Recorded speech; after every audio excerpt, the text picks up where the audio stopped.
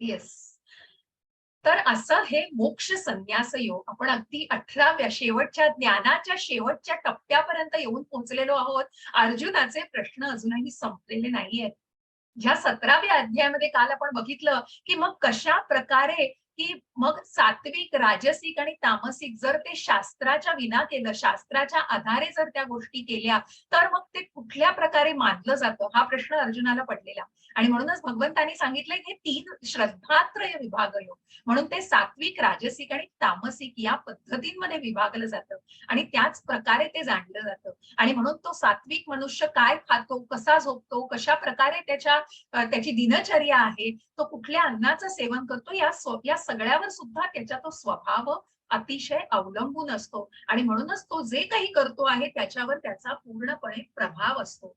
ज्या गोष्टी तो जे काही यज्ञ याग करेल, मग ते किती निष्काम पद्धतीने केले जात आहेत का मग फक्त दाखवेगिरीसाठी केले जात आहेत का मग फक्त अज्ञानामध्ये केले जात आहेत आणि फक्त स्वतःच्या कुठेतरी दांभिकतेमध्ये आणि त्याच्यातनं दुसऱ्यालाही काहीतरी इजा पोहोचेल इतक्या वाईट उद्देशाने ते केले जातात, तेव्हा ते कुठेतरी तामसिक भावनेकडे असतात. आणि म्हणूनच हे आपण यज्ञ, दान आणि तप, यज्ञ, तप आणि दान या सिक्वेन्स मध्ये आपण काल जाणून घेतलं, की कशा प्रकारे तप सुद्धा किती अघोरी त्या तामसी, जसं हिरण्यकश्यपूचं आपण बघितलं, की हे तपाचं काय आहे, उद्दिष्ट काय आहे तपाचं, तर किती चुकीचं उद्दिष्ट होतं आणि स्वतःच्या शरीराला क्लेश करून कुठेतरी अघोरीपणा, कुठेतरी या सगळ्या गोष्टींनी आपल्या शरीराला, मनाला किती यातना दिल्या जातात, त्या परमात्म्याला कुठेतरी यातना दिल्या जातात, हे किती चुकीचं आहे. आणि म्हणूनच या मार्गाने न जाता कशा प्रकारे सात्विकतेतून निष्काम कर्म साधून अकर्माकडे वाटचाल केली जाते, हे आपण जाणले. आणि म्हणून त्या ओम तत् सत आणि म्हणून ते कशा प्रकारे सत असू शकतं, की त्याच्यातली सात्विकता, त्याच्यातली शाश्वतता आपल्याला जाणून घ्यायची होती. आणि म्हणूनच आपण ओम, अ, उ, म कशा प्रकारे विष्णूला हे सगळं अर्पण केलं जातं, त्या ओंकारातनं ते विष्णूला अर्पण केलं जातं. आणि मग सुंदर अशी उपमा ज्याच्यामध्ये भगवंत स्वतः आणि राधा-राणी जे त्यांचं तत्व आहे, जसं मी म्हटलं, की इतकं ते जवळचं भावना होत्या, की जो माधुर्य रस आपण बघतो, मग त्या भावना जाणण्यासाठी सुद्धा परमेश्वराला सुद्धा प्रत्यक्ष भगवंतानी ते जाणण्यासाठी पुन्हा अवतार घेतलेला. राधा-राणीच्या त्या तत्वामध्ये चैतन्य महाप्रभूंचा जो अवतार आहे, तो कृष्ण दिसत असला, कृष्णाचा अवतार असला, तरी तो कुठेतरी राधा-राणीचं तत्व पुढे पुढे जाऊन हे तुम्हाला निश्चित पुढच्या टप्प्यावरती खूप सुंदर असं विश्लेषण आहे. जाणणं खूप कठीण आहे. तेवढी लेव्हल आणि कुठेतरी तेवढं आध्यात्मिक ज्ञानावर आपल्याला प्रगती करायला लागते. आणि मगच मला स्वतःला सुद्धा ते की एकदा, दोनदा, तीनदा, चारदा नाही, मग ते तुम्ही जेव्हा जाणून आत्मसात करता, तेव्हा तुम्ही की कशा प्रकारे मग तो भाव जाणणं, हा भाव अत्यंत महत्वाचा आहे. आणि जे चैतन्य महाप्रभूंचा जो अवतार आहे, तो हे जाणण्यासाठी भगवंतांनी घेतलेला. आणि म्हणून खूप सुंदर चैतन्य महाप्रभू आणि जगन्नाथपुरीचं असं इतकी संलग्नता, तेही मी तुम्हाला त्या रथयात्रेच्या वेळी सांगितलेलं. तर ते तुम्ही पुढच्या टप्प्यावर खूप मी तुम्हाला सखोलमध्ये नेत नाही आता. मी फक्त तुम्हाला एक कुठेतरी ओळख करून दिली. पण याच लाईन्सवर मी सांगू इच्छिन, की नक्की पुढच्या टप्प्यांवरचा अभ्यास करा. ज्यांना अगदी मनापासून इच्छा आहे, असे बरेच मला भक्त दिसतायत, की ज्यांना इच्छा आहे पुढचा अभ्यास करण्याची. बऱ्याच जणांनी मला अनेक रेफरन्सेस विचारले. तर निश्चितच मी मी शक्यतो जितकं मटेरियल आहे, जितकी तुम्हाला ज्ञान देता येईल, तितकं मी ग्रुपवर शेअर करीन. पण तुम्ही नक्की इंटरॅक्शन ठेवा. पुढच्या टप्प्यावर प्रेमकिशोरी माताजी हिंदीमध्ये वेगळे आहेत. पण तुम्ही इंग्लिशमध्ये केलं तरी तुम्हाला खूप सुंदर असं ज्ञान, ज्यांना इच्छा असेल आणि ज्यांना शक्य असेल, की इंग्लिशमध्ये सुद्धा कम्फर्टेबल असू शकतात, तर त्यांनी निश्चित त्या मार्गावर. आणि तुम्हाला एक छान आनंदाची बातमी म्हणजे आम्ही लवकरात लवकर या किंवा पुढच्या महिन्यामध्ये, ऑगस्टमध्ये नाही पण सप्टेंबरमध्ये निश्चित आम्ही दुसऱ्या लेव्हलला चालू करू मराठीमध्ये. तर तुम्ही आत्ता जर तुम्हाला कंटिन्यूटी हवी असेल, एक सातत्यता हवी असेल, तर तुम्ही ऑगस्टमध्ये सुरू करा किंवा मग 18 दिवसाचा अभ्यास पुन्हा करायचा असेल तर तो करा. आणि मग सप्टेंबर पासून 99% तरी मनापासून खूप इच्छा आहे, त्या भगवंतांची कृपा आहे आणि भगवंतांची इच्छा असेल तर आपण नक्कीच सप्टेंबर पासून वर्ग चालू करू. अन्वया माताजी आपल्या माताजी आहेत त्या खूप त्यांच्याकडे अभ्यास त्यांचाही झालेला आहे तुमच्या याचा. त्या आता सध्या अडल्ट्सच घेतात माझ्याबरोबर 3-7 वाजताची बॅच त्या घेतात. पण निश्चित आपण सुरू करण्याचा मानस आहे आणि भगवंतांच्या इच्छेने, भगवंतांच्या आशीर्वादाने आपण निश्चितच हा पुढचा टप्पा चालू करू. तर तशी अनाउन्समेंट पण केलीच आहे आणि तुम्हाला ग्रुपवर सगळी माहिती, कोणी ग्रुप सोडू नका. ज्यांना मनापासून इच्छा आहे या मार्गावरती पुढे आध्यात्मिक टप्प्यावरती पुढचं प्रगती करण्याची, त्यांनी निश्चित ग्रुप न सोडता सगळ्याची माहिती घेत राहा. तर असा हा मोक्ष संन्यास योग. आणि जसं त्या ओम तत्सदवरनं मी पुढे गेले आणि म्हणून कशा प्रकारे अर्जुनाने विचारलेलं आहे आणि मग त्या यज्ञ दान आणि यज्ञ तपदान या गोष्टीला आपण त्या माध्यमातून कसं बघितलं की सात्विक व्यक्ती कसं यज्ञ करते, राजसिक व्यक्ती, तामसिक व्यक्ती हे कशा प्रकारे यज्ञ दान तप करतात आणि मग त्याचे परिणाम काय असतात आणि कशा प्रकारे त्यांना ते भोगायला लागतात आणि मग त्या प्रकारे त्यांना मग जे दाखवेगिरीसाठी केलं जातं त्या राजसिक गोष्टीला पण किती बदलणं आवश्यक आहे. म्हणून जे आपण 14व्या अध्यायात ती रश्मिकेश बघितली, म्हणून कुठेतरी त्या सात्विकतेचा जय होणं, सात्विकतेचा विजय होणं हे खूप गरजेचं आहे आणि म्हणूनच त्या राजसिकतेला, तामसिकतेला कशा प्रकारे त्याचा पराभव होईल हे आपण जाणलं पाहिजे. मग कुठेतरी जेव्हा तुम्ही आध्यात्मिक मार्गावरती कुठेतरी टप्पे पुढचे गाठाल तेव्हा तुम्ही त्या मार्गावरती कुठेतरी खाली जाल. मग कुठेतरी ती कुठेतरी त्या आसक्ती, त्या वासनेला कुठेतरी मग दबवलं जाईल आणि कुठेतरी त्याला परिवर्तित केलं जाईल हे जाणण्याचा प्रयत्न करा. म्हणून ती शाश्वतता जे भगवंतांनी सांगितलं की जर ते शाश्वत नसेल आणि जे काही दान अशा प्रकारे केलं जाईल, ज्या भावनेने केलं जाईल, ज्या ज्या आसक्तीने आणि ज्या भौतिक जगाच्या कुठेतरी बंधनांमध्ये अडकायसाठी केलं जाईल ते असत मानलं जातं आणि म्हणून त्याच्यामध्ये शाश्वत आनंद नसते. कारण जे सच्चित आनंद या परमेश्वराचा, ज्या परमात्मा जो सच्चित आनंद, ज्या परमात्म्याचा आपण अंश आहोत आणि म्हणूनच ते जे कर्म केलं पाहिजे, जे काही कर्म फळाची अपेक्षा न ठेवता कर्म करा हे प्रत्येक पहिल्या अध्यायापासून भगवंत सांगतात. पहिल्या नाही, दुसऱ्या अध्यायापासून सॉरी, की जिथे पहिल्या अध्यायामध्ये अर्जुनाला कुठेतरी उदासीनता आल्यानंतर हा उपदेश भगवंतांनी सुरू केलेला आहे. अशा प्रकारच्या सगळ्या सगळ्या कर्माच्या, भक्तीच्या आणि ज्ञानाच्या टप्प्यांवरून पुढे जात जात आपण हे सर्व जाणलेलं आहे. त्याचा आज कुठेतरी 18व्या अध्यायामध्ये त्याचं सगळ्याचं सार आहे आणि तुमची आपोआप रिव्हिजन होणार आहे. त्या सगळ्यामध्ये तुम्ही पुन्हा त्याचं निश्चित परत त्याला जाणू शकणार आहात. आपण 18.1 ते 18.40 पर्यंत आज घेऊया आणि 41 ते 78 आपण उद्या घेऊया. म्हणजे इथपर्यंत मी साधारण त्याचा विभागणी करते आणि त्याप्रमाणे तुम्हाला सांगते आणि मग कशा प्रकारे आपण हे बघणार आहोत आज, की मग अर्जुनाला पडलेला प्रश्न संपलेले नाहीयेत अजून. अर्जुन अजूनही प्रश्न भगवंतांना विचारतायत, त्याची भगवंत अजूनही उत्तरं देतायत. तो खजिना अजूनही आपल्यासाठी ज्ञानाचा खजिना उघडलेला आहे आणि हे ज्ञान असं ओथंबून वाहतंय, ज्याचा आपण अगदी आत्मसात करण्याचा प्रयत्न करायचा आहे निश्चितच. आणि म्हणून या 18व्या अध्यायामध्ये आपण बघणार आहोत की अर्जुन कुठला प्रश्न विचारतो आहे, की मग अर्जुनाला अजूनही कर्म संन्यास आणि कुठेतरी कर्मयोग, मग तो त्याग आणि संन्यास याच्यामध्ये अजूनही त्याला ते तत्व जाणून घ्यायचं आहे. आणि ते तत्व जाणण्यासाठी तो भगवंतांना विचारतो की मला ते विश्लेषित करून सांगा, मला ते अजूनच सखोल पद्धतीने जाणायचं आहे. आणि मग त्या कर्माचे, मग जे कर्म केलं जातं ते कर्म भगवंत म्हणतात की कर्म करणंच हे अत्यंत योग्य आहे. कर्माला टाळू नका, कर्माचा संन्यास घेऊ नका, तर कर्म कृष्ण भावना भावित केलं पाहिजे, त्याचं फळ कृष्णाला द्या.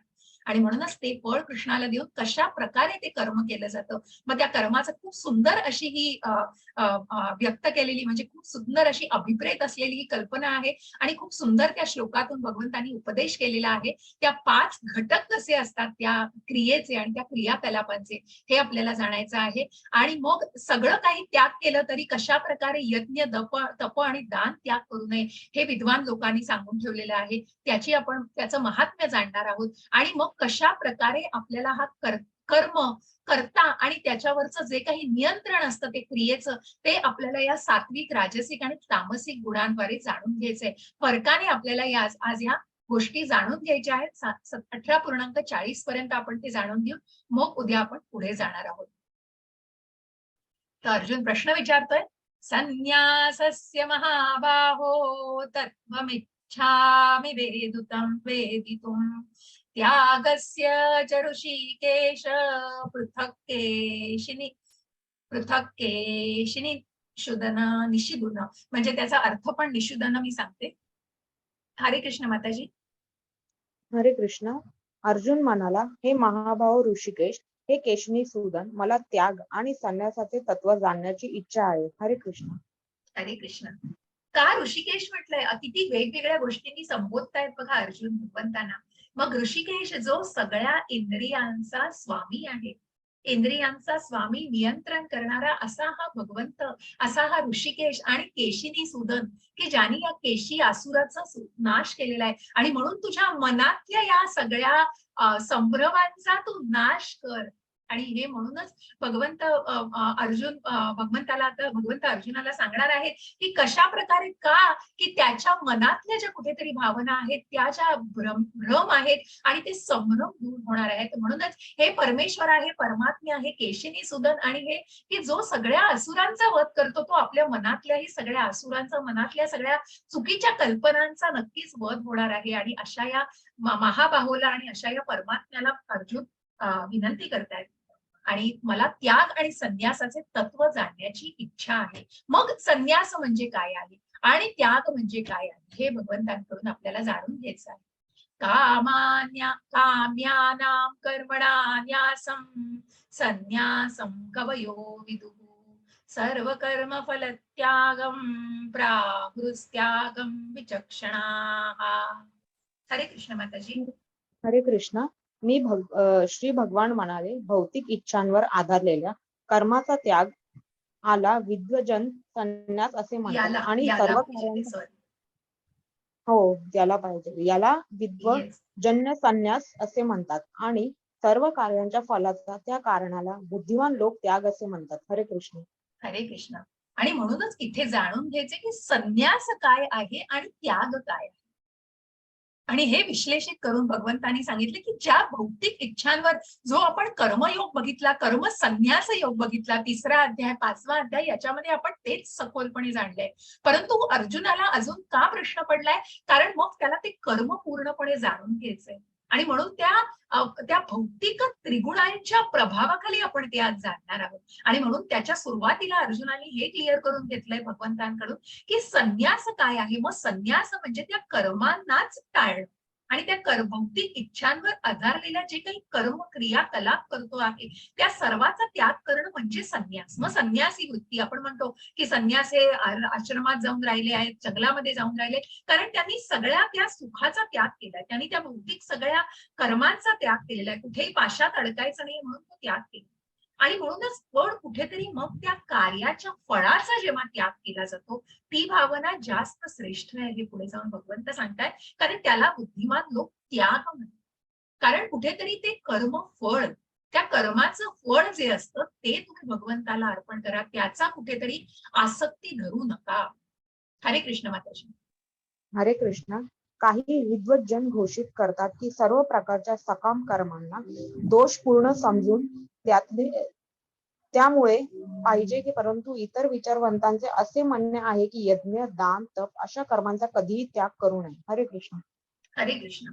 मग त्याच्यातनं जे विद्वान लोक, जे ज्ञानी लोक, मग विद्वज्जन लोक म्हणतात की मग अशा प्रकारच्या सकाम कर्मांना, मग या कर्मांनाच ते दोषपूर्ण मानून त्याग करायला सांगतात. परंतु त्याच्यापैकीही जे विचारवंत योगी असतात तर ते म्हणतात की यज्ञ, तप आणि दान या गोष्टी मात्र टाळू नये, या गोष्टी, या कर्मांचा कधीही त्याग करू नये. भगवंतांनी त्या दोघांमध्ये फरक, मग भगवंत पुढे जाऊन सांगतायत की कर्म फळाचा त्याग करायचाच आहे, कारण कर्म करणं हे उचित आहे आणि त्याच्यापैकी जे यज्ञ, दान आणि तप हे जे करणं आहे हे जास्त उचित आहे, याचा त्याग कधीही करू नये. यज्ञ दान तप कर्म न त्याज्यं कार्यमेव तत् यज्ञो दानं तपश्चैव पावनानि मनीषिणाम्. हरे कृष्ण. हरे कृष्ण. यज्ञ, दान, तप या स्वरूपाच्या कर्मांचा त्याग करू नये, ती कर्मे केली पाहिजेत. ज्ञान, ध्यान आणि ही तर महात्म्यांना देखील पवित्र करतात. हरे कृष्ण. हरे कृष्ण. म्हणूनच यज्ञ, विचारवंतांनी सांगितलं की यज्ञ, दान आणि तप याचं कधीही टाळू नका, म्हणजे याला कधीही, या कर्मांना मात्र त्यागू नका, कारण ज्या यज्ञानी अनेक महात्म्यांना सुद्धा पवित्र केलंय. मग ही जी अशी गोष्ट मी परवा तुम्हाला सांगितली की ज्याच्यामध्ये 15व्या अध्यायात आपण स्मृतीबद्दल बोललो, मग त्या स्मृती कुठे असतात, ज्या आपल्या ब्रेनमध्ये, ज्या मेंदूमध्ये असतात, परंतु या कथेद्वारे भागवतम मधल्या या कथेमध्ये आणि याच्याद्वारे आपल्याला जाणून शकायचंय की कशा प्रकारे या स्मृती आणि कशा प्रकारे हे ज्ञान हृदयामध्ये आहे. मग हे जाणण्यासाठीच ही गोष्ट मी आज पुन्हा सांगणार आहे. स्वाती माताजींचा एक प्रश्न होता ज्याचं मी पुन्हा इथे उत्तर देणार आहे की मग आता जेव्हा सती माता जेव्हा दक्षाकडे यज्ञासाठी गेल्या होत्या तेव्हा त्यांनी शिवाचा अपमान झाला आणि त्यांना योग्य स्थान दिलं नव्हतं, म्हणून त्या सती मातेने आहुती दिली आणि त्या यज्ञाच्या ठिकाणी त्यांनी ती आहुती दिली. परंतु ही गोष्ट जेव्हा शिवांच्या कानावर पोहोचली तेव्हा ते अतिशय क्रोधित झाले. मग बघा जेव्हा स्वाती माताजींनी विचारलं किंवा अजूनही कोणीतरी मला विचारत होतं की मग हा क्रोध कशा, संजना माताजी तुम्ही विचारलेलं का?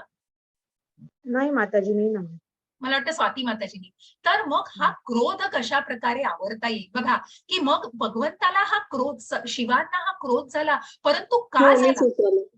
मीच तुम्ही विचारलं विचारलं. होतं. हो. येस माताजी. सो ऐका इथे, की क्रोध का झाला? बघा, की कारण शिवानी आपल्या पत्नीनी आहुती दिली म्हणून एका वैष्णवीचा अपमान झाला तो. एका विष्णूच्या डिव्होटीचा आणि म्हणूनच जेव्हा या विष्णू भक्ताचा अपमान होतो, तेव्हा तो क्रोध कुठेतरी योग्य असतो आणि म्हणून त्या क्रोधाचं कारण ते आहे. आणि हे महत्वाचं, हे जाणणं महत्वाचं आहे. कारण कुठेतरी मग त्याला जसं आपण इतर बघितले, की ज्या हनुमंतानी सगळी लंका जाळली क्रोधाने कारण भगवंतांच्या भक्तीसाठी आणि तिथेच या वैष्णवीचा अपमान झालेला आहे. दक्षाने तो अपमान केला होता आणि विष्णू भक्ताचा कुठेतरी अपमान झालेला आहे. तो अपमान सहन न होता म्हणूनच जेव्हा शिवांचा क्रोध न आवरता त्यांनी तिथे कुठेतरी त्या दक्षाचं मुंडकं छाटायला सांगितलं आणि मुंडकं छाटलं गेलं, परंतु दक्ष पूर्णपणे मृत झाला नाही. आणि पूर्णपणे मृत झाला नाही म्हणून ब्रह्मा त्याची कुठेतरी सेन्सेस अजूनही कुठेतरी त्याला त्याचं शरीर कुठेतरी जिवंत होतं अजून, धड जे होतं ते. आणि म्हणून ब्रह्मा कुठेतरी शिवांकडे गेले आणि शिवांना त्यांनी सांगितलं, की अजूनही तो जीवित आहे, तर तुम्ही त्याचं धड त्याला तुम्ही तुमचा राग शांत करा. म्हणून ब्रह्मांनी त्यांचा राग शांत करायचा प्रयत्न केला आणि त्यांना विनंती केली, की तुम्ही त्यांना त्यांचं मुंडकं परत द्या आणि त्यांना जीवित करा. यज्ञाच्या ठिकाणी ते झालेलं होतं, कुठल्याही प्रकारचा रक्ताचा थेंब जसं हे शिशुपालांच्या वेळी घडलं होतं, परंतु कुठेतरी त्या वैष्णवीचा अपमान झालेला होता आणि म्हणूनच मग शंकरांनी सांगितलं तो कुठेतरी बकरीप्रमाणे वागलेला आहे. त्यांनी ते योग्य, त्याची वागणूक योग्य नव्हती त्यावेळेला आणि म्हणूनच मी त्याला बकरीचं धड देऊ, शीर देऊ शकतो आणि म्हणून ते बकरीचं शीर तिथे तुम्हाला दिसेल चित्रामध्ये आणि त्या बकरीच्या शिराला घेऊन त्या दक्षाने यज्ञ पूर्ण केलेला आहे.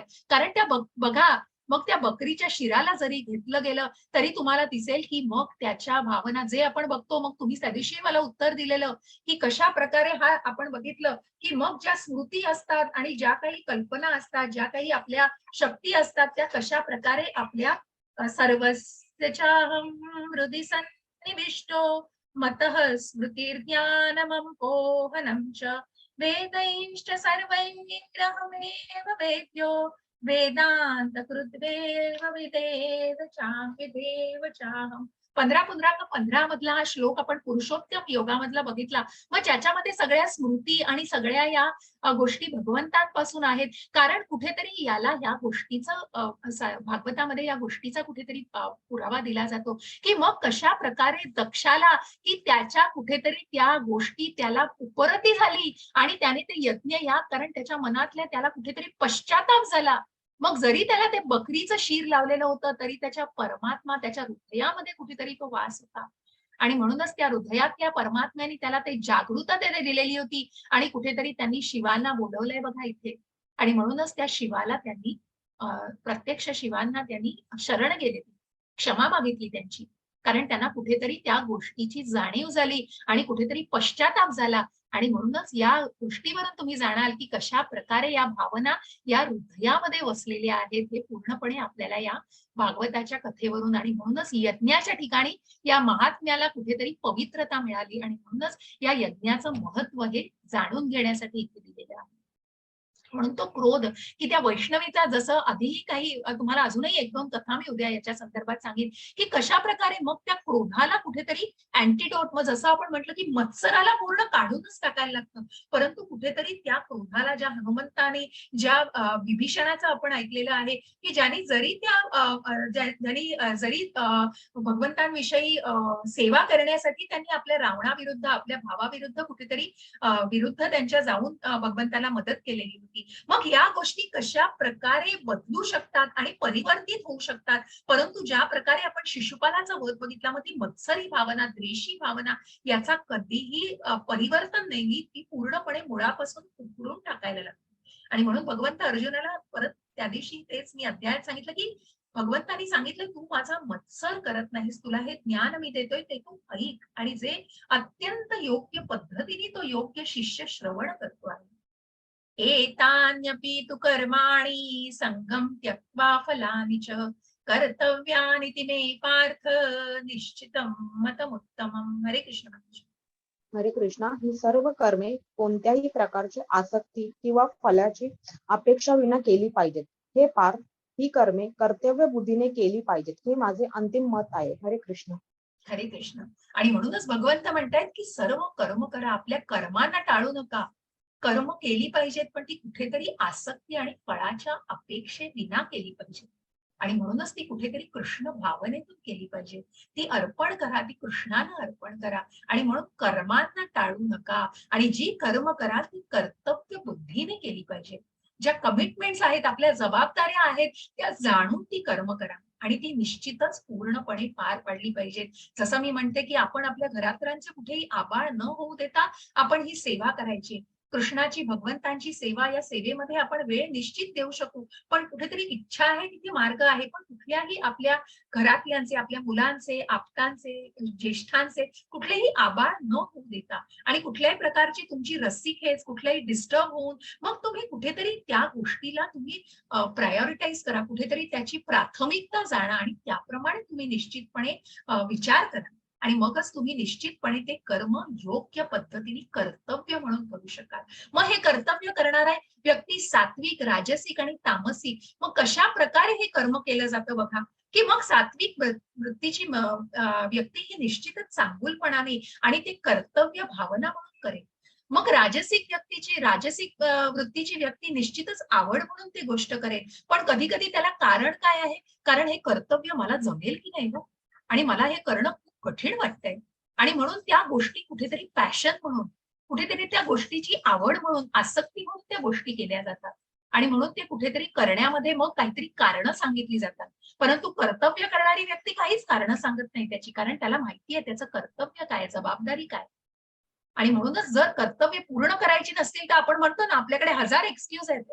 मग कुठेतरी मला भीती वाटते ते करायची. कुठेतरी मला ते कर्तव्य करताना असं वाटतंय ते कठीण आहे. मी ते काम करणं, अहो पण ते त्याचा विचार करणं हे तुम्ही जाणून तर घ्या, की तुम्ही स्वतःला कुठेतरी डेअरिंग करा. मग जे स्वार्थाचं असतं ते कसं आवडीने करता. ज्या गोष्टी आवडीच्या असतात तिथे बरं डेअरिंग केलं जातं. मग कुठेतरी फिरायला जायचंय, जरी पाऊस भरपूर पडतोय, माहिती आहे तिथे, तरी ते पावसात भिजायला जायचंय, करायला जायचंय. या सगळ्या भौतिक गोष्टी येतो. परंतु ते कर्तव्य सुद्धा, मग ते कर्तव्य योग्य पद्धतीने जाणणं हे गरजेचं आहे. आणि मग अज्ञानी व्यक्ती हे जाणूच शकत नाही. जी तामसिक वृत्ती आहे, व्यक्ती आहे, ती तामसिक व्यक्ती भ्रमाचंच कारण सांगेल, की मला कळतच नाही योग्य काय, अयोग्य काय आहे. आणि तो भ्रमिष्ट झालेली व्यक्ती त्या अज्ञानामध्ये त्याच गोष्टी सांगेल. आणि म्हणून मग त्याच्यातनं पळवाट काढली जाते. जी राजसिक व्यक्ती किंवा भ्रमिष्ट झालेली व्यक्ती कुठेतरी पळवाट काढते त्या गोष्टीतनं. आणि ती कर्तव्याला कुठेतरी चुकत असते. आणि म्हणून ती जबाबदारी पार पाडली जाते. आणि हे खूप सुंदर असं म्हणूनच या कर्माचं वर्णन दिलेलं आहे. मग हे कर्म कसं केलं जातं आणि या कर्माचे किती सुंदर अशा प्रकारे विश्लेषण केलेलं आहे. या कर्माला आपल्याला जाणून घ्यायचंय. हरे कृष्ण माताजी. हरे कृष्णा, हे महाभाऊ अर्जुन, वेदांत यानुसार सर्व कर्मांच्या सिद्धीची 5 कारणे असतात. ती कारणे माझ्याकडून समजून घे. कर्माचे स्थान शरीर, करता विभिन्न इंद्रिय, अनेक प्रकारचे प्रयत्न आणि शेवटी परमात्मा, हीच 5 कारणे होत. हरे कृष्ण. हरे कृष्ण माताजी. तर मग ह्या कर्माला कशा प्रकारे जाणायचं. मग ह्या कर्मामध्ये की मी भोगता, मी ही बिल्डिंग बांधली आहे, मी हा बिझनेस करतोय, मी हे असं जाऊन मार्केटिंग करून आलो, मी हे असं करतोय, मग हे सगळं मी, फक्त मीपणा तिथे. हे एक, हा एक थिंकिंग झालं. हे एक जाणण्याची गोष्ट. परंतु भगवंत काय सांगताय, की मग या कर्मामध्ये किती घटक असतात बघा, हे जाणून घ्या. जे हो जाणतोय तेच तेच ते कर्म व्यवस्थितपणे पार पाडू शकतो. आणि म्हणून भगवंत सांगतायत अर्जुनाला, की कर्माच्या सिद्धीची 5 कारणं आहेत. त्या कर्माला थेट पर्यंत पोहोचवायची ही 5 कारणं आहेत. त्याच्यामध्ये कुठले 5 घटक आहेत, तर त्या कर्माचं स्थान, जिथे कर्म केलं जातंय ती जागा, त्या कर्मामध्ये त्या कर्म करणारी व्यक्ती, त्या कर्म करणाऱ्या व्यक्ती, त्यांच्यामधली इंद्रिय, जी काही इंद्रिय त्या कर्मामध्ये इन्व्हॉल्व आहेत, आणि त्याच्यासाठी लागणारे प्रयत्न, ते करण्याचे एफर्ट्स, जे प्रयत्न केले जातात, कष्ट केले जातात त्या कर्त्याकडून. आणि मग सर्वात शेवटी पण अत्यंत महत्वाचं, की जो परमात्मा, आणि त्या परमात्म्याची जर अनुमती असेल तर ते कर्म व्यवस्थितपणे पार पडतं. मग त्याच्यामध्ये कुठलंही विघ्न येत नाही. आपण भौतिक जगामध्ये सुद्धा त्याची प्रचिती घेऊ शकतो. मग त्याच्यामध्ये किती उदाहरणं आहेत. मग एखादी मार्केटिंग करत असेल, एखादी आर्किटेक्ट घर बांधत असेल, तर बघा घर बांधताना तुम्हाला दिसतंय की ही घर बांधण्याची, बिल्डिंग बांधण्याची एक जागा, ती ती जमीन. मग त्यामध्ये इन्व्हॉल्व झालेले हे इंजिनिअर्स, आर्किटेक्ट्स आणि जे काही टेक्निकल किंवा ज्या गोष्टी जाणतात ते सगळे करते. आणि मग त्यांची जी काही हात, पाय, त्यांच्या जे डोळे, त्यांचं ज्ञान, मग त्यांचं डोकं, या सगळ्या इंद्रिय, ज्यांची ज्ञानेंद्रिय, कर्मेंद्रिय या सगळ्यामध्ये इन्व्हॉल्व झाली आणि मग त्यांच्याकडून केला जाणारा प्रयत्न. मग जे काही त्यांच्याकडून जे लेबरर करतात, जे कष्टाचं काम करतात, मग जे माती आणून टाकतात, जे इतर इंजिनिअरिंग ड्रॉइंग करतात त्याचं, मग आर्किटेक्ट लोकं त्याचं ड्रॉइंग अप्रूव्ह करून मग त्या प्रकारे त्या गोष्टी सगळ्या संलग्नतेने केल्या जातात. जे काही त्या बिल्डिंग बांधण्यासाठी आवश्यक असतं, तो चार्टमध्ये पास केलं जातं, मग ते अप्रूव्ह केलं जातं. कशाप्रकारे त्याच्यावर चर्चा केली जाते. या तिघं जण मिळून कशी चर्चा करतायत, मग ती बिल्डिंग बांधण्याचं. पण सर्वात शेवटी आणि महत्वाचा घटक कुठला, तर त्या परमात्म्याची अनुमती. त्या परमात्म्याचं तिथे असणारं वास्तव्य, त्याला कोणी जाणलंय का? का गोष्टी भिन्न होतात? का गोष्टी तडीस जाऊ शकत नाही? कारण कुठेतरी मी ओनर आहे, मी प्रोप्रायटर आहे, मी केलं आहे.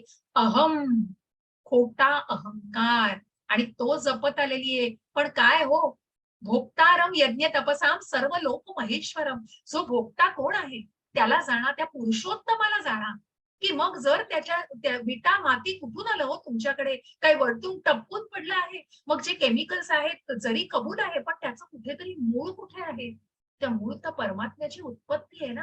त्याला जाणलंय का? त्या त्या कुठेतरी जाणीव केली आहे का? मग त्या कुठेतरी आपण जी भावना म्हणतो, कुठेतरी ती कृतज्ञतेची भावना आहे का मनामध्ये, की ज्या परमात्म्याला आपल्याला कृतज्ञ होऊन कृतज्ञता व्यक्त करायची, की परमेश्वर प्रत्यक्ष आपण म्हणतो, की हे भगवंताच्या कृपेने झालं. जे होतंय ते चांगल्यासाठी होतंय, जे झालं ते चांगलं झालं. कितीतरी वेळा आपल्या मनातून या उद्गार येत असतात बघा आपल्या तोंडातून. कारण कुठेतरी त्या परमात्म्याची अनुमती असते त्या गोष्टींना. मग अनेक वेळेला परीक्षेतून जावं लागतं, परंतु त्या गोष्टींचा जो ओनर, मग ज्याचं थिंकिंग असं आहे. हरे कृष्ण माताजी.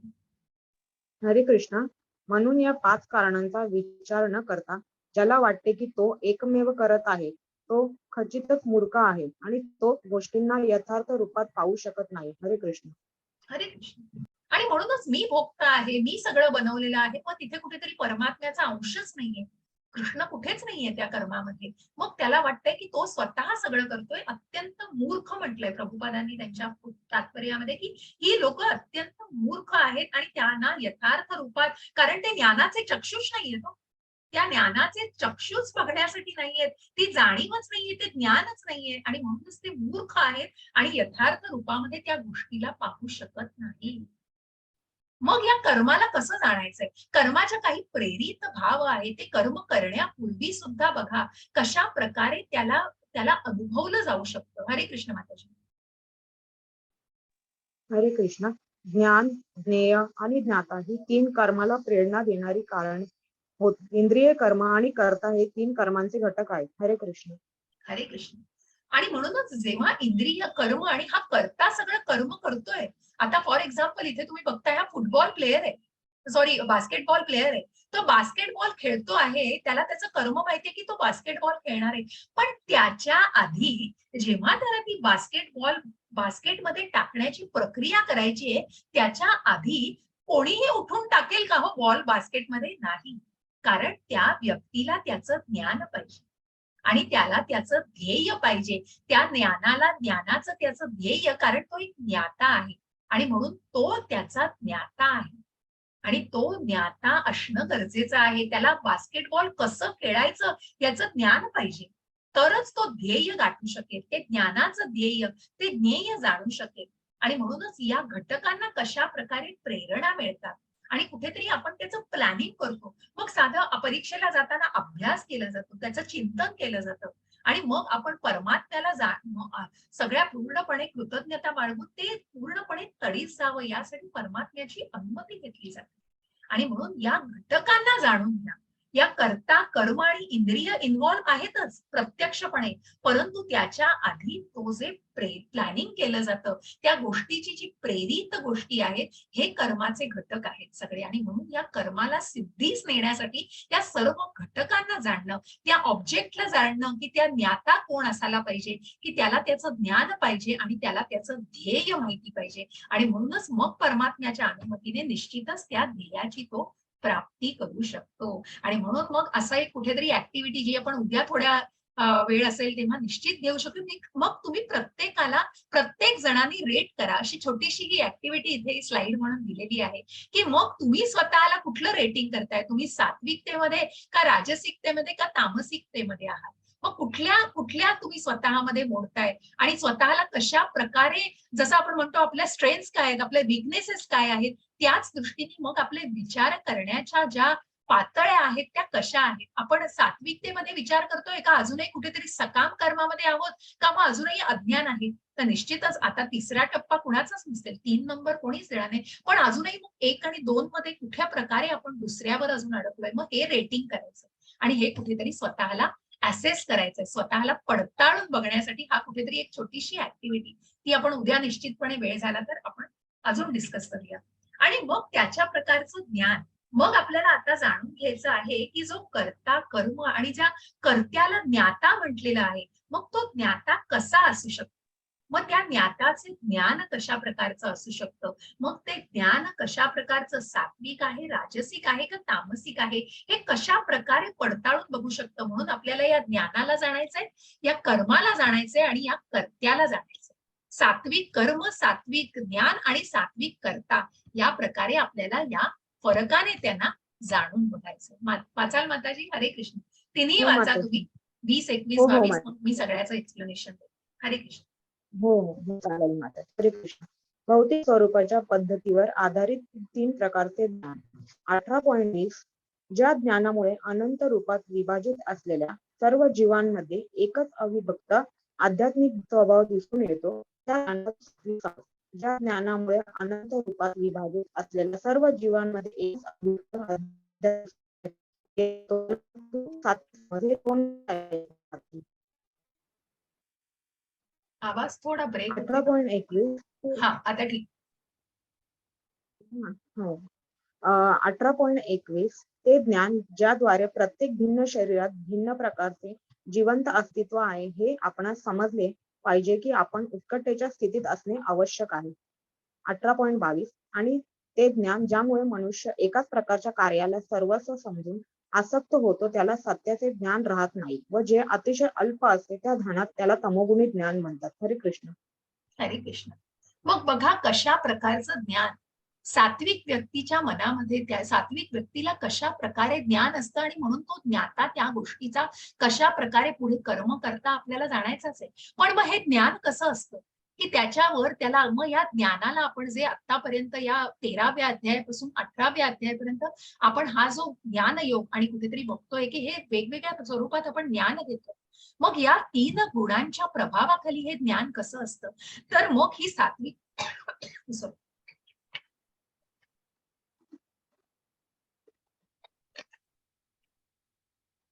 मग या ज्ञानामुळे अनंत रूपात बघा, की जे आपण बघितलं, जो एक विद्वान ब्राह्मण असतो त्याला प्रत्येकाच्या शरीरामध्ये आणि हृदयामध्ये कुठेतरी अध्यात्म, कुठेतरी परमात्म्याचा दिवास दिसत असतो. मग त्या 84 लक्ष योनीतल्या प्रत्येक जीव असू दे, परंतु अनंत रूपात विभाजित असलेल्या सर्व जीवांमध्ये एकच अविभक्त आध्यात्मिक स्वभाव. बघा, आपण ज्या अध्यात्म, ज्या मूळ अशा स्वभावाला जाणलेला आहे, ज्या 13व्या अध्यायामध्ये आपण जाणलं की अध्यात्म हा मूळ स्वभाव आहे जीवाचा आणि त्याला आपण कुठेतरी जाणण्याचा प्रयत्न करायचा असतो. हा ओरिजिनल स्वभाव आहे जीवाचा. जेव्हा भौतिक जगात आला तेव्हा तो कुठेतरी बद्ध झालाय, पण सात्विक व्यक्ती अजूनही तो विचार करण्याचा ते ज्ञान त्याला आहे आणि म्हणूनच तो कुठेतरी त्या मार्गावरती स्वतःला प्रगत करू शकतो. आणि म्हणून असे ज्ञान तो सात्विक समज, की जो प्रत्येक जीवाला आध्यात्मिक स्वभावाने जाणण्याचा प्रयत्न करतो, ज्या ज्ञानामुळे अनंत रूपात विभाजित असलेल्या सर्व जीवांमध्ये एकच अविभक्त आध्यात्मिक स्वभाव दिसून येतो, ते ज्ञान तू सात्विक ज्ञान समज. परंतु ज्या ज्ञानामध्ये भिन्न शरीरात मग अशी व्यक्ती अशा प्रकारे विचार करते, अशी व्यक्ती असं वागते, मग ह्यानी असं केलं, त्यानी तसं केलं, कारण राजसिकता आहे सगळी. कुठेतरी आसक्ती आहे, कुठेतरी उत्कटता आहे, कुठेतरी त्या चढाओढ आहे, कॉम्पिटिशन आहे, कुठेतरी मला याच्यापेक्षा जास्त मिळवायचंय, मग याला ते मिळू नये. मग कुठेतरी मनामध्ये असे असंख्य प्रकारचे भाव आहेत. म्हणून त्याला भिन्न प्रकारच्या जीवामध्ये, भिन्न शरीरामध्ये अस्तित्व असलेले ते गुण दिसतात. आणि म्हणून कुठेतरी मग त्याच्यामध्ये वासना, आसक्ती आणि कुठेतरी चढाओढ वेगळ्या प्रकारची, हेल्दी नसते ती. कुठेतरी अनहेल्दी चढाओढ असते. आणि म्हणूनच अशा या उत्कटतेच्या ज्ञानाला हे राजसिक ज्ञान म्हटलेलं आहे. आणि ज्या ज्ञानामुळे मनुष्य भ्रमातच असतो, की हे म्हणजेच सगळं आहे. हे जे काही मी करतो आहे तेच माझं विश्व आहे आणि मी करतो आहे तेच सत्य आहे. कारण त्या सत्याचं ज्ञानच नसतं. त्या ज्ञानाचा पूर्णपणे अभाव असतो. आणि असं हे अत्यल्प स्वतःला त्याच विश्वकोपात, स्वतःला त्याच कोशामध्ये ठेवण्याचं जे ज्ञान आहे, अतिशय अल्प अशा कोशामध्ये, त्याला तमोगुणी ज्ञान म्हणतात. हे फरकाने जाणून घ्या. सात्विक ज्ञान काय आहे, राजसिक काय आहे आणि तामसिक. मग कशा प्रकारे हे ज्ञान घेऊन कर्म केलं जातं, मग त्या कर्माला कशा प्रकारे केलं जातं, हे 3 प्रकारे पुन्हा आधारित आहे. मग सात्विक कर्म काय आहे, राजसिक काय आहे आणि तामसिक काय आहे. हरे कृष्ण माताजी. हरे कृष्णा. भौतिक स्वरूपाच्या पद्धतींवर आधारित 3 प्रकारच्या क्रिया. 18.23 जे कर्म नेमलेले आहे, आसक्तीशिवाय केले जाते, जे राग द्वेष न ठेवता आणि फलप्राप्तीच्या इच्छेविना केले जाते, त्या कर्माला सात्विक कर्म म्हणतात. 18.24 परंतु फल आशेची इच्छा धरणाऱ्या मनुष्याकडून मोठ्या प्रयासाने जे कर्म केले जाते व जे मी त्या अहंकारयुक्त बुद्धीने केले जाते, ते रजोगुणी कर्म होय. 18.25 जे कर्म मोहाने शास्त्रीय आदेशाची अवहेलना करून व भावी बंधनांची पर्वा न करता किंवा हिंसा अथवा दुसऱ्यांना क्लेश देण्याकरता केले जाते, त्या कर्माला तामसिक कर्म म्हणतात. हरे कृष्ण. हरे कृष्ण. बघा, आपण जे कर्माचे प्रकार बघितले याही आधी, जे निष्काम कर्म आहे, जे सकाम कर्म आहे आणि जे विकर्म आहे. आणि म्हणूनच त्याच प्रकारे हे सात्विक कर्म कुठेतरी निष्काम कर्मातली भावना दाखवते. कुठेतरी सुखामध्ये बद्ध आहे ते, कारण त्याला कुठेतरी अजून अकर्माकडे जायचंय. आणि म्हणून सात्विक व्यक्ती ही भक्तीच्या भावनेमध्ये स्वतःला निश्चितच प्रवासित करू शकते, निश्चितच मार्गस्थ करू शकते. कारण सात्विक व्यक्ती जे कर्म करते ते आसक्तीशिवाय करते. कुठल्याही प्रकारचा द्वेष मनामध्ये न ठेवता फलप्राप्तीच्या त्या इच्छेशिवाय ते केलं जातं. आणि म्हणूनच त्या कर्माला कुठेतरी सात्विक कर्म म्हणजेच निष्काम कर्म असं म्हटलं जातं. परंतु ज्या फळामध्ये, ज्या कर्मामध्ये फळाची अपेक्षा ठेवून वासनेने, आसक्तीने मला ते करायचंय, म्हणजे आपण यज्ञ बघितलं, तप बघितलं, दान सुद्धा कुठेतरी सकाम कर्मामध्ये अडकलेलं आहे. आणि म्हणून या सकाम कर्माला कुठेतरी राजसिक कर्म म्हटलेलं आहे. आणि जे कर्म मोहाने, मग जे विकर्म आहे, मग शास्त्रीय आदेशाची अवहेलना करून, की मग नियमाच्या बाहेर जिथे नो पार्किंग लिहिलंय तिथेच गाडी पार्क करायची, नो हॉर्न लिहिलंय तिथेच हॉर्न वाजवायचा, कारण दुसऱ्यांना त्रास होईल, दुसऱ्यांना क्लेश देण्याकरता हिंसा आणि अशा प्रकारच्या गोष्टींनी ते कर्म केलं जातं. त्या कर्माला कुठेतरी तामसिक म्हणजेच विकर्म केलं जातं ते. आणि अतिशय चुकीचं असं हे कर्म असतं. मग अशा करणारा करता कसा असतो हो? जे विकर्म करतोय किंवा जे सुरुवातीपासून जे निष्काम कर्म करतोय, सकाम कर्मामध्ये आहे, विकर्म करतोय, मग असा कर्त्याच्या भावना काय असतात, तो कर्ता कशा प्रकारचा असतो, ते जाणायचंय आपल्याला. हरे कृष्ण माताजी. हरे कृष्ण. 18.26 जो मनुष्य प्राकृतिक गुणांचा संग न करता मिथ्या अहंकाराविना निश्चयाने आणि उत्साहाने यशापयश यामुळे विचलित न होता आपले कर्म करतो, त्याला सात्विक कर्ता असे म्हटले जाते. 18.27 जो करता कर्म आणि कर्म फलप्रती आसक्त होऊन फळांना बघू इच्छितो आणि जो लोभी शाळू, आता वेगळा वर्ड आहे का काय? लोभी, शाळू. शाळू, अपवित्र. हा, म्हणजे त्यांनी आता तो वाचला. हा. काही हो. वेळेला गुगल अपवित्र. ट्रान्सलेशन असतं, सो हो. ठीक आहे. हो. अपवित्र व सुख दुःखामुळे विचलित होणारा असतो, त्याला रजोगुणी कर्ता म्हटले जाते. जो कर्ता नेहमी शास्त्र विरुद्ध कर्म करतो, जो भौतिकवादी, हट्टी, कपटी, दुसऱ्यांचा अपमान करण्यात तरबेज असतो व जो आळशी, सदैव आणि काम करताना ढकल करणारा चालढकल असतो, करणारा. त्याला हो ऍक्च्युली मला हा वर्ड नाही माहिती, सॉरी. नाही, ठीक आहे. चालढकल म्हणजे टाळमटाळ करायची, टाळाटाळ अच्छा. करायची ती गोष्ट करताना. हा, मी पहिल्यांदा ऐकलंय. ठीक आहे. हरे कृष्ण. चालढकल करणारा असतो त्याला तमोगुणी करता असे म्हणतात. हरे कृष्ण. हरे कृष्ण माताजी, धन्यवाद.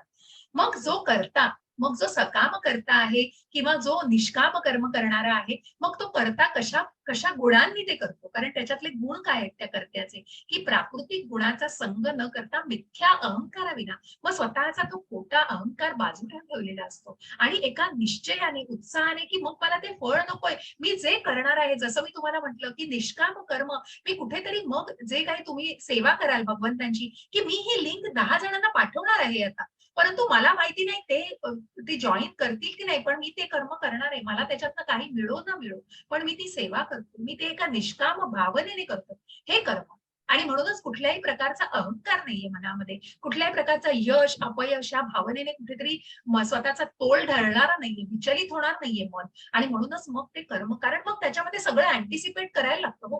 तुम्ही एखादी गोष्ट जेव्हा डेअरिंग म्हणून किंवा एखादी गोष्ट त्या गोष्टीने चांगल्या भावनेने ते कर्म करणार आहात, मग कदाचित तुम्हाला त्याचे चांगले वाईट परिणाम हे सुद्धा माहिती असतील किंवा अँटिसिपेट तुम्ही त्याचा कुठेतरी तुम्हाला आधीच त्याची जाणीव असेल, परंतु मग ते कुठेतरी तुमची तयारी पाहिजे मनाची. आणि म्हणूनच त्या यशा अपयशाने विचलित न होता, जरी त्या गोष्टीने अपयश आलं तरी खचून न जाता, this is not the end of the world. आपण जसं मुलांना समजवतो, अरे हा रिझल्ट आलाय तरी तुला भरपूर गोष्टी आहेत रे करायला, तशा प्रकारे की हे काही जगाचा शेवट नाहीये, तुम्हाला भरपूर गोष्टींचा विचार करायचा, ही सुरुवात आहे, असं आपण जेव्हा समजावतो. त्याच प्रकारे मग जे कर्मामध्ये की भावना, ही भावना म्हणून एक उदाहरण दिलं. आणि म्हणूनच त्या व्यक्तीची भावना ही कशा प्रकारे अपमान पचवणारी पाहिजे, ज्या आपण ज्या स्थिताधीर मुनींना बघितलेलं आहे, जे सकाम कर्मापेक्षा ज्या निष्काम कर्माच्या आणि अकर्माच्या वाटेने ते जाणारे, की हे शुद्ध भक्त, ज्या प्रभुपादांनी कृष्ण भावनेचा प्रसार केला, ज्या हिप्पींमध्ये राहिले, ज्या अनेक अशा लोकांमध्ये राहिले, पण त्यांच्यावर त्याचा प्रभाव झाला नाही,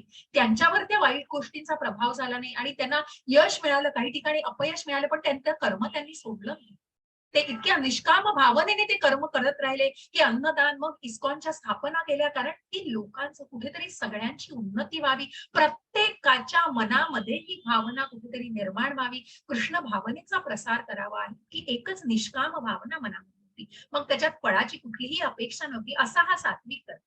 आणि जो कर्म आणि कर्म फलप्राप्ती कुठेतरी मग त्या आसक्तीमध्ये अडकलेला आहे, जो लोभी आहे, शाळू म्हणजे कुठेतरी त्या गोष्टीला आपण म्हणतो ना, कुठेतरी आसक्त वासना, की मला ते मिळवायचंच आहे, मग ते योग्य असो अयोग्य असो, मी त्या गोष्टीने ते मिळवणारच, मला ते प्रमोशन मिळालंच पाहिजे, मग की कशाही मार्गाने मिळू दे, मला जरी काही चुकीचं काम करायला लागलं तरी मी त्या सह्या करून टाकेन चुकीच्या. मग ते कुठेतरी स्वतःच्या बुद्धीला सतसत विवेक बुद्धी जागृत आहे का, मन स्वतःचं पारखून बघायचंय, मग ती रजोगुणी भावना म्हटली जाते. तो जो कर्ता म्हटला जातो, तो वासनेच्या आहारी ते कर्म करत असतो आणि म्हणूनच त्या आसक्तीपोटी करणाऱ्या कर्माला, त्या कर्त्याला रजोगुणी कर्ता असं म्हटलंय. आणि जो अत्यंत विकर्माने करतो, हो, हट्टी कपटी आणि लोकांचं द्वेषाने आणि लोकांना म्हणजे इतकं की माणसाच्या जीवावर उठलेल्या अशा या माणसाला सुद्धा, की सदैव आळसामध्ये चालढकल किंवा कामांची सुद्धा टाळाटाळ आणि अतिशय असे हे मूर्खपणाचे गुण असतात. आणि नराधम आणि आपण हे जे अतिशय राक्षसी आणि आसुर वृत्तीचे लोक असतात, या तमोगुणी भावनेनेच पुढे चाललेले असतात आणि म्हणून ह्या कर्त्याला तमोगुणी कर्ता म्हटलं. मग जसं मी म्हटलं, की मन, बुद्धी, अहंकार हे जे आंतरिक मन आहे, ते आंतरिक मन बघा कशा प्रकारची बुद्धी या लोकांना तसं करायला भाग पाडते. आणि म्हणून या 3 प्रकारच्या बुद्धींना आपल्याला जाणायचंय, की जी बुद्धी सात्विक बुद्धी, राजसिक बुद्धी, की ज्या गोष्टीचा विचार करून मग ती मन, बुद्धी आणि अहंकार या गोष्टींना कशा प्रकारे नियंत्रित करायचं आहे, मग ती सात्विक बुद्धी काय सांगते. हरे कृष्ण मातेजी. हरे कृष्ण. 18.30 हे पार्थ या बुद्धीद्वारे मनुष्य प्रवृत्ती आणि निवृत्ती कार्य आणि सहकार्य, भय आणि निर्भय, बंधन आणि मोक्ष यांना जाणतो ती सात्विक बुद्धी होय. 18.31 हे पार्थ जी बुद्धी धर्म आणि अधर्म, कार्य आणि सहकार्य यामधील भेद जाणू शकत नाही ती राजसी बुद्धी होय. 18.32 भ्रम आणि अंधकाराच्या प्रभावामुळे जी बुद्धी धर्माला व धर्म माताजी एक मिनिट जी मला बुद्धी स्क्रीन धर्म आणि मध्ये धर्माला अधर्म व अधर्माला धर्म, असं म्हणजे जे काही योग्य आहे त्याला अयोग्य, आणि ते चुकलंय, मी ते नीट करेन. मी गेल्या स्लाइड मध्ये एका केलेलं, मला आय डोंट नो. स्क्रीन हो माताजी, हो हो, स्क्रीन ठीक दिसत आहे, ठीक नव्हती मला. आहे. हो. Okay okay. धर्माला अधर्म आणि अधर्माला धर्म मानणारी अशी व्यक्ती, आणि सदैव विपरीत मार्गाने कार्य करते. म्हणजे ही ते ना कुठेतरी टायपिंग मिस्टेक आहेत माताजी, सो आय करेक्ट.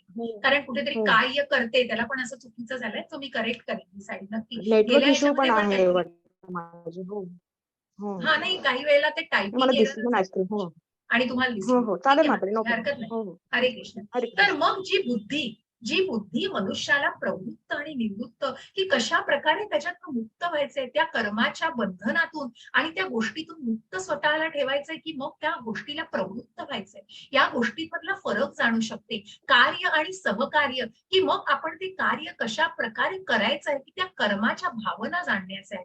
मग त्याच्यातनं मला काय मिळणार आहे या बुद्धीला बाजूला ठेवलेलं आहे.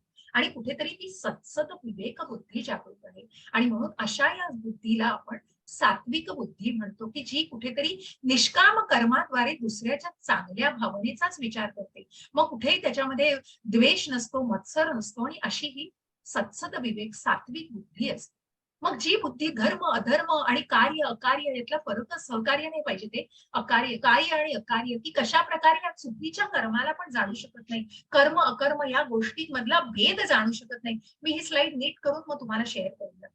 तर त्या प्रकारे मग ही बुद्धी कामच करत नसते, जी योग्य, जसं मी म्हटलं, की ती गोष्ट मला मिळवायचीच आहे, मग पैसा कुठल्याही मार्गाने मिळू दे, मला तो पैसा मिळणं याच्याशी कर्तव्य आहे. मग त्या पैशाला कुठल्याही मार्गाने का येऊ दे, धार्मिक मार्गाने किंवा त्या लीगल मार्गाने येऊ दे किंवा इलिगल, मग मला त्याचं काहीही पर्वा नाहीये, कारण ते जाणंच नसतं. आणि ते जाणून म्हणतो ना आपण, झोपलेल्याला उठवू शकतो, पण ज्यांनी ढोंग केलंय झोपायचं त्याला उठवू शकत नाही कोणी, कारण त्यांनी ते ढोंग केलंय. मग या राजसिक बुद्धीला काय केलंय, कारण ते कळतंय पण कुठे वळत नाहीये हो. मग ते कळण्यासाठी मग ते ज्ञानाची गरज आहे, आणि कुठेतरी तो फरकाला नीट समजून घ्यायचा आहे. आणि मग तामसिक वृत्तीला तो अज्ञानातच असतो, भ्रमाच्या अंधकारामध्ये लोटलेला असतं स्वतःला. त्याच्यामुळे मग धर्म काय अधर्म काय, मी जे काही वागतो आहे ते अधर्माने असू दे, मला फरक पडत नाही, त्याच्याने कोणाला काही अपायही होऊ दे, तिथपर्यंत राजसिक बुद्धी जात नाही, पण मग ती कुठेतरी त्याचकडे वळत असते, आणि म्हणून त्या बुद्धीला तामसिक बुद्धी म्हटलेलं आहे.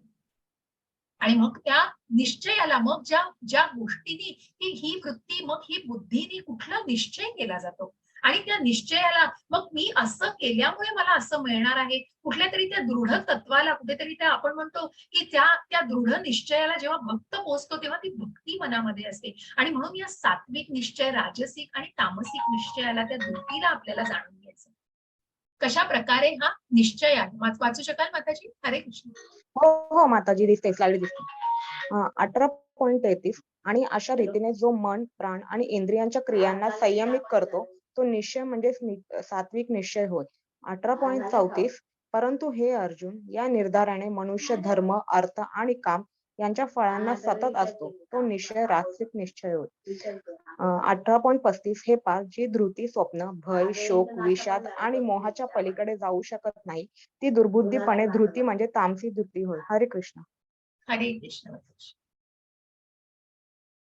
मग कशा प्रकारे मन, प्राण आणि इंद्रिय, ज्या आपण जे जे आपण आकृती बघितली, की मग त्या मनाच्या दोऱ्या त्या इंद्रियांना जोडल्या गेलेल्या आहेत, कारण त्या इंद्रियांना कुठेतरी त्या दोऱ्यांनी खेचून धरायचं आहे. आणि ती जी बुद्धी आपण बघितली, की मग ती बुद्धी जर सात्विक असेल तर ती त्या मनाला आणि इंद्रियांना कुठेतरी नियंत्रित करू शकेल, संयमित करू शकेल, आणि त्या संयमाने केलेला निश्चय हा सात्विक निश्चय असू शकतो. मग त्या सात्विक निश्चयाला कोणीही हलवू शकत नाही, तो इतका अचल असतो, की तो त्याच्या जागी दृढ असतो, आणि म्हणून तो दृढ निश्चय, तो सात्विक असतो. परंतु ज्या मार्गाने जेव्हा धर्म अर्थ काम या गोष्टींमध्ये कुठेतरी हा निश्चय केला जातो, की मला त्याच्यातनं हे मिळवायचं आहे, आणि सतत त्या फळांची अपेक्षा आहे, की मी हे करेन, मी ह्याचा निश्चय करतो, पण मला याच्यापासून हे मिळणार आहे का, आणि मी जर असा निर्धार केला तर मला ह्या गोष्टी मिळतील का, मग कुठेतरी ती फळाची अपेक्षा सतत असते. आणि म्हणून असा निर्णय हा राजसिक निर्णय, राजसिक निश्चय धरला जातो. आणि ज्यामध्ये स्वप्न, भय, दोष, विषाद, मोहाच्या पलीकडे, की मग त्या मोहामध्ये इतकं स्वतःला झोपून दिलेलं असतं, की त्या मोहापुढे दुसरं काही दिसतच नाही, दुसरा निश्चय, त्याच्यातली सात्विकता नाही, त्याच्यामधले खरे खोटे, चांगले वाईट हे कुठले गोष्ट जाणण्याच्या पलीकडे ही बुद्धी गेलेली असते. कारण सगळ्याचा त्या आत्म्यालाच काही चांगलं अन्न नाहीये, त्या आत्म्यालाच काही ज्ञान नाहीये, तर ती बुद्धी काय होणार हो? बुद्धीचा नाश झालेला आहे, आणि ते मन भ्रमिष्ट झालेलं आहे. आणि मग त्या भ्रमिष्ट मनाद्वारे ती इंद्रिय इतकी विचलित झालेली आहे, अनियंत्रित झालेली आहे, की मग ते कुठल्याही गोष्टीला ते बळी पडू शकतात. असा हा तामसिक निर्णय असू शकतो. आणि मग त्याच्यातनं भोगणारं मग कशा प्रकारे कुठल्या एक मिनिट माताजी कोण बोलतंय? हरे कृष्ण मगाशी पण आवाज आला. म्यूट ठेवा प्लीज. तर मग कशा प्रकारे जी सात्विक व्यक्ती असते, जी इतकं मनाला, बुद्धीला आणि कुठेतरी त्या इंद्रियांना नियंत्रित करून कशामध्ये जे आपण म्हणतो, की तुमच्या सुखाची व्याख्या काय आहे? मग तुमच्या सुखाची व्याख्या तुम्ही ठरवू शकता. तुम्ही तुमच्या सुखाला किती नियमबद्ध करायचं आहे. मग मला हे पाहिजेच आहे. माझ्याकडे कपाटामध्ये 15 साड्या आहेत, परंतु उद्या लग्न आहे, तर माझ्याकडे अजून पाहिजे मला. मग ते सुख कशात आहे? कारण ते शॉपिंग करायचंय जाऊन. कुठेतरी ते मिळवायचंय, कुठेतरी अजून हवंय आणि मग त्याला राजसिकता म्हटलंय. पण बघा सात्विक, राजसिक आणि तामसिक सुखाच्या व्याख्या काय आहेत? हे जाणून घ्यायचा प्रयत्न करा. आणि मग या भौतिक जगामध्ये सुद्धा या सुखाच्या व्याख्या तुम्ही कशा प्रकारे करू शकाल, मग त्याच्यातनं तो आनंद मिळवू शकाल. जर मला हे पाहिजेच आहे, ते पाहिजेच आहे, मग त्या डिमांड्स वाढतायत. मग त्या डिमांड्सचा पूर्णपणे फुलफिल करण्यासाठी, त्या पूर्णपणे त्याला त्या पुरवण्यासाठी कुठेतरी मग त्या विकर्मांना केलं जातंय, कुठेतरी त्या सकाम कर्मांना केलं जातंय, हे जाणून घ्या. कुठेतरी ते मन, बुद्धी आणि ती इंद्रिय कशा प्रकारे नियंत्रित करायचे. म्हणून त्या सुखाच्या व्याख्येला जाणून घ्या. हरे कृष्ण माताजी. हरे कृष्ण 18.37 जे आरंभी विषासमान प्रतीत होते, परंतु शेवटी अमृततुल्य असते आणि जे मनुष्यांच्या ठिकाणी स्वरूप साक्षात्काराची जागृती करते त्या सुखाला सात्विक सुख म्हटले आहे. 18.38 इंद्रियांच्या विषयांशी संयोग झाल्याने प्राप्त होणारे सुख जे आरंभी अमृतासारखे भासते, परंतु जे विषाप्रमाणे असते त्या सुखाला राजसिक सुख म्हटले जाते. 18.39 आणि जे सुख स्वरूप साक्षात्कार याकडे लक्ष देत नाही, जे आरंभापासून शेवटपर्यंत मोहमयी असते आणि जे निद्रा, आळस व प्रमाद यांपासून उत्पन्न होते त्या सुखाला तामसिक सुख असे म्हटले जाते. हरे कृष्ण. हरे कृष्ण. बघा, ज्याची वाट सुरुवातीला काट्याकुट्यातून भले दिसत असेल, खूप कष्ट आहेत, खूप सहन करायला लागतंय, पण त्याचा शेवट दिसतोय अमृत आहे. तिथे अमृताचा पेला दिसतोय तो शेवटी आणि म्हणूनच त्या काट्याकुटांचा मार्गाला सुद्धा अवलंबलं जातं. कुठेतरी आपल्याला कष्ट करायला लागतात, कुठेतरी ते मिळवण्यासाठी आपल्याला त्रास घ्यायला लागतो. पण निश्चित त्याच्यापासून जे मिळतं सुख ते इतकं समाधानकारी असतं आणि मग त्या समाधानाची व्याख्याच नाही, हो त्याला तुलनाच नाही. परंतु जे सुख कुठेतरी सुरुवातीला अमृताप्रमाणे भासतंय, कुठेतरी सुरुवातीला खूप प्लेन रस्ता आहे, पण पुढे जाऊन त्या सुखाला काय खूप काटेकुटे आणि सगळं टोचतंय हो. कारण मग ते क्षणभंगूर आहे सुख कुठेतरी. सुरुवातीला ते म्हणतात ना मृगजळ कसं असतं आणि ते आपण वाळवंटामध्ये दिसतात, तसे हे पाण्याचे झरे सुरुवातीला असे दिसतात, पण ते कुठेतरी खोटे असतात आणि म्हणून ते क्षणभंगूर असतात. ते राजसिक सुख म्हटलं जातं. आणि जे तामसिक सुख हे विषापासून विषापर्यंतच नेतं. मग जे आरंभी पण तसंच असतं आणि शेवटी पण तसंच असतं. कारण कुठेतरी त्याची सुरुवातही वाईटापासूनच झाली आहे आणि ज्याच्यामध्ये त्याच्यात साक्षात्काराची कुठल्याही चांगल्या भावनेचा कुठेही अभावच आहे. आणि मग अशा सुखाला तामसिक सुख की जे निद्रा, आळस आणि अतिशय मग स्वतःच्याच विश्वामध्ये की मग लोळत पडलंय आणि मग कुठेतरी मूव्हीज बघत राहिलाय आणि ते व्यसन केलंय आणि दारूच्या याचा हातामध्ये ग्लास आहे आणि समोर आपण जे काही करतो आहे त्याची कल्पना पण नाहीये. असं स्वतःला झोकून द्यायचं त्या गोष्टींमध्ये आणि मग निद्रा, आळस की शरीराला शिस्त नाही, मनाला शिस्त नाही असं हे तामसिक सुख आहे. आणि म्हणून हे जाणून घ्या की सात्विक, राजसिक आणि तामसिक सुखाची व्याख्या काय आहे. आणि म्हणूनच आता आपण हा इथेच श्लोक संपवतोय. आज आपण हा अध्याय इथे संपवूया. म्हणून मी 40व्या अध्यायापासून पण इथे कुठेतरी हे कन्क्लुडिंग काय आहे, की मग 6 पर्यंत अध्याय आपण घेतले, की ज्याच्यामध्ये इतकं छान नाही का कारण नुसतंच कर्म जाणलं आपण. आणि मग त्या कर्माला पुढे जाऊन भक्तीच्या जोडीने निश्चितच खूप वरती आणलं. कारण मग ते कर्म नुसतं नाही करायचंय. त्याच्यामध्ये कृष्ण भावना ते भक्तीमध्ये करायचंय, सेवेमध्ये करायचंय. ती सेवेची भावना आली आणि मग 13 ते 18 हे अगदी छान का आहे? 1 ते 18 हे सगळ्यात छान आहे. कारण त्या कर्माला जाणलंय, कर्मातनं भक्तीला जाणलंय आणि मग या भौतिक जगातनं या भक्तीच्या मार्गावर कसं पोहोचायचंय त्या बंधनांना कशा प्रकारे सोडायचंय, टाळायचंय म्हणून ते ज्ञान आवश्यक आहे. ज्या 13व्या अध्यायापासून जे ज्ञान घेतलं, ज्या क्षेत्रज्ञाला आपण जाणलं आणि म्हणूनच त्या ज्ञानाला, त्या परमात्म्याला आपण आपण जाणल्यानंतर मगच आपण या ज्ञानाला या त्रिगुणांच्या प्रभावाखाली जे आहे त्या त्रिगुणांच्या प्रभावाला आपण जाणलेलं आहे आणि मग या त्रिगुणांचा प्रभाव कशा प्रकारे टाळून गुणातीत व्हायचं आहे आणि त्या गुणांच्या पलीकडे जायचं आहे आणि कुठेतरी मनामध्ये ती सेवेची भावना आणि ती अकर्मी भावना आणि त्या भक्तीमध्ये स्वतःला संलग्न करायचं आहे, हे जाणायचं आहे. आणि म्हणून हे ज्ञान की सगळ्यात बेस्ट म्हणजे काय की 1 ते 18 ज्यांनी हे ज्ञान घेतलंय ते सर्वोच्च ज्ञान आहे आणि म्हणूनच 18च्या जवळ हे अत्यंत योग्य असं की जे पूर्ण अध्यायांचं मग 1 ते 5 झाले की सोडून दिला क्लास, तसं नाही. मग ते कुठेतरी ज्ञान घेतलेलं नाहीये. पुढे जाऊन जे अजून अजून पुढच्या टप्प्यांवर स्वतःला पूर्णपणे ते पूर्णत्वाला नेतायत ज्ञान, ते निश्चितच परिपूर्ण ज्ञान आहे आणि म्हणून त्याला पूर्ण थंब दाखवलेला आहे. असा आपण इथे हा अध्याय इथे संपवतो आहे आणि उद्या आपण 18.40 पासून सुरुवात करूया. पुढचे श्लोक घेऊया. इति अष्टमोध्याय. बरोबर 12 वाजायला आले. मी आज प्रश्न घेत नाही तुमचे, आपण उद्या घेऊया म्हणजे जे काही असेल, पण तरीही कुणाच्या मनात अगदी आत्ताच विचारायचं आहे शंका तर प्रश्न तर निश्चित विचारा. माझी ना नाहीये. माताजी त्यांना अनम्यूट करा प्लीज. हरे कृष्ण. हो माताजी, हो माताजी, हरे कृष्ण. धन्यवाद माताजी. हरे कृष्ण.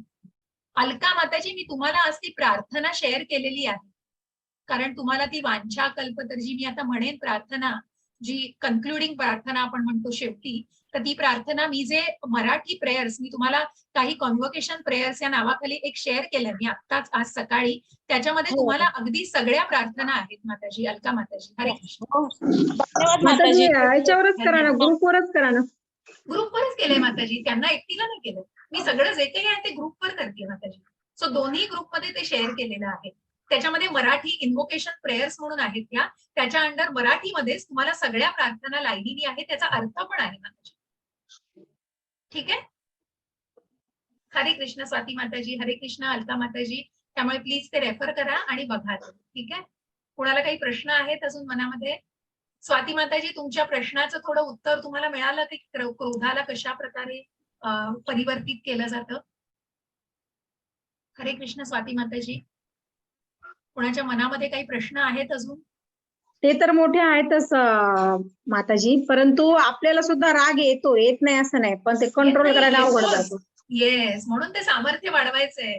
म्हणून त्या मनाच्या दोऱ्या आहेत ना, त्या इंद्रियांना तो जो राग येतोय ना, त्या रागाला कसं आवडायचं खूप कठीण आहे माताजी, खूप कठीण. आणि नामस्मरणाने म्हणलात ना तुम्ही होईल म्हणून. येस येस, म्हणूनच सांगते की या मनाला आवरणं जे भगवंताने प्रत्यक्ष अर्जुनाला सांगितलं की कठीण नाहीये, म्हणजे सॉरी कठीण आहे पण अशक्य नाही.